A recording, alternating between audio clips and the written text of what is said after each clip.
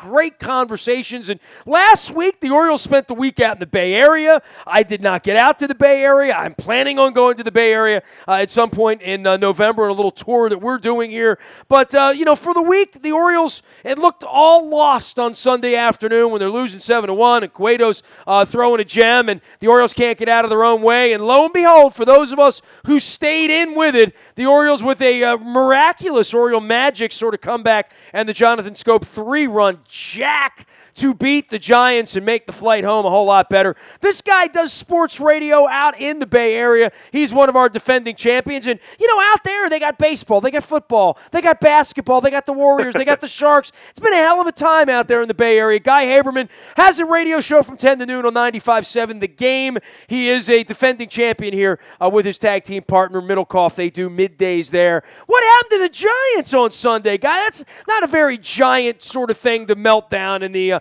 8th and 9th inning now, is it? No, well, a little more so this year. They thought they'd solve that problem, but their bullpen is an issue. And there were some people that thought out here that it had found itself, but it hasn't. The guys haven't changed. They added Will Smith, and I like Will Smith, but this has been an issue since their 40-man roster came out in spring training. It is not a experience. It is not a reliable. It is not a consistently performing and trustworthy bullpen. Even a bullpen that is none of those things should be able to protect a 7-run lead. But by and large, I think even when everything is going right for them, even when their lineup is healthy and Pence is good and Cueto is pitching deep into games and Zamarja isn't getting bounced in the 5th inning, even if everything goes right for the Giants, I still think they end up getting burned by this bullpen in the postseason, even if everybody else is doing their job. I don't think it's a good enough bullpen to beat the Cubs. Well, it certainly is, a wonderful starting rotation. And I know the Cubs have one of those, and the Nationals have their guys on the front line. Seeing the Giants, it felt like this is a team we're going to be watching play well into October, right on up to the bitter end. I thought they played some decent baseball after struggling a lot. I know it's been a big story out there with the Dodgers coming to get them and the trading deadline, and how competitive that thing is out there. Yeah, you know what? They still might play deep into October because the National League isn't all that impressive. And the reality is maybe you avoid the Nats or the Cubs in the first round, and then one of them deals with the other, and then all you have to do is beat one of them. But I think part of the reason they're in first place, or a big reason they're in first place, is that even though the Dodgers have played all right pretty well without Clayton Kershaw, I think the Giants are pretty lucky to be in the position they are, all things considered. I think the Dodgers have played at a level that if the Giants play well, they should be 3 or 4 games up in this division, not hanging on for dear life on a nightly basis. So, maybe in the end they get saved by the fact that when the rotations shorten up and it's not Matt Cain every 5th day, and it's October and it's Bumgarner and it's Matt Moore and it's Cueto, that's good enough, and it might only take a few runs, and that gets it done. They certainly have the talent. I still think, like I said, aside from their bullpen, when everything's going right, I think they've got a very deep lineup. I thought at the beginning of the year it was a more complete lineup than any of the lineups that won the World Series, or any of the 3 World Series. But the Cubs lineup is proving to be even deeper and more complete. So even if they get into October, that could be the brick wall. The one thing we never complain about here is Buck. Buck has been the difference maker here, and certainly in San Francisco with Bochy.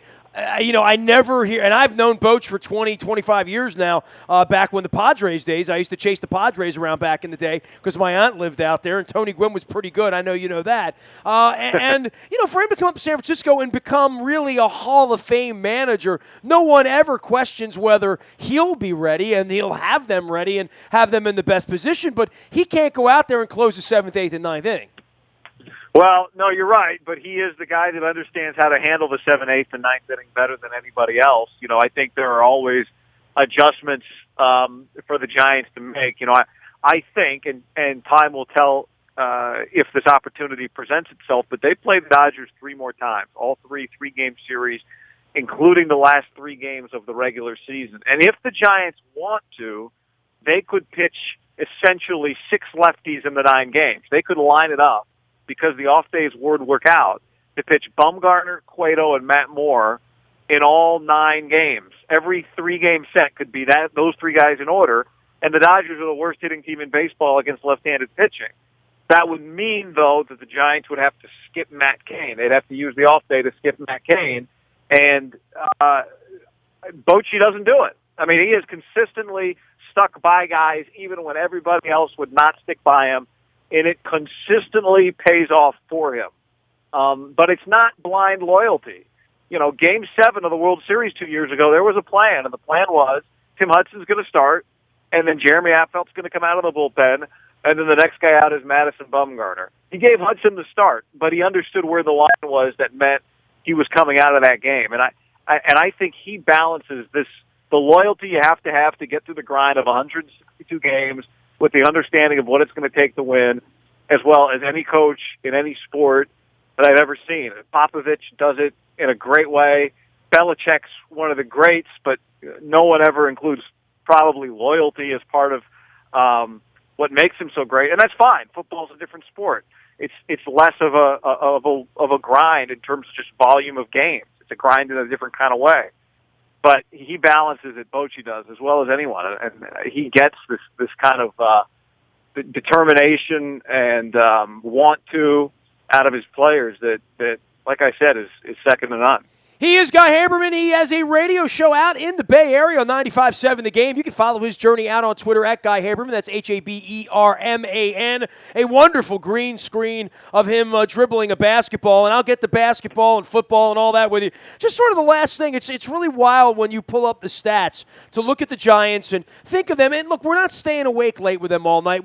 And the Hunter Pences and the Posies and the even the Panics are sort of household names if you've sat and watched postseason baseball at all over the last couple of years. But then you look up and you're like, well, Posey's got 12 home runs, Nunez 12, Belt's got 14, leads the team. And then you look at the Orioles and realize they got 6 guys that have more than 14 home runs. It's a different game these two teams are playing on a normal day, especially offensively in the way the game is played in the American League East, where it's all this bash ball and, Ortiz is going to hit 30 home. Everybody's hitting home runs. And in the National League, it really is a little different.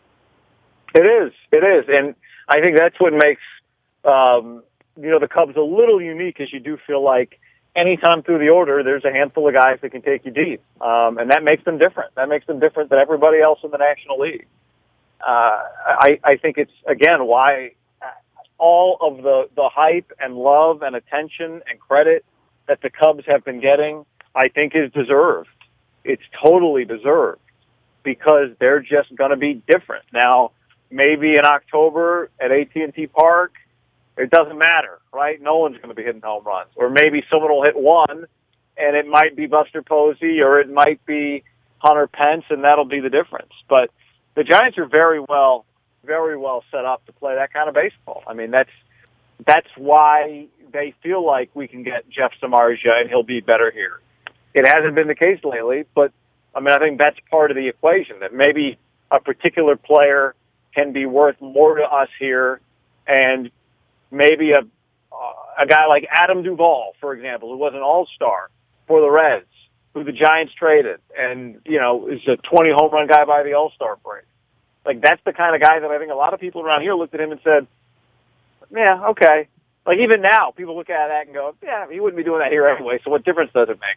It's a different currency in some ways that they operate with, because a different kind of player is the kind that they need. Well, everybody's made these moves. We're going to see David Price later as to whether it was a good move or a bad move. Certainly, Samardzija was roundly criticized, and I think Cueto was roundly criticized just because it wasn't a good-looking Kansas City, even though in the end they won. But the Giants ponied up the money that Mr. Angelos wouldn't pony up because they didn't believe in Johnny Cueto. That's worked out pretty well, and even on Sunday, the Orioles found it very difficult to get to him. He's had a nice year there. That's been a nice pickup for them. It has been, but again, like, part of the deal with Cueto is he's got to pitch really well into September and in October. That's part of the reason people were a little scared off by him. And then he's got to do it again next year. I think it's the ideal scenario for the Giants. This is so well for 2 years that he opts out for the remaining years of his contract. Almost assuredly, all likelihood just play out. Our years which you be worth other stuff the market. These are things as good as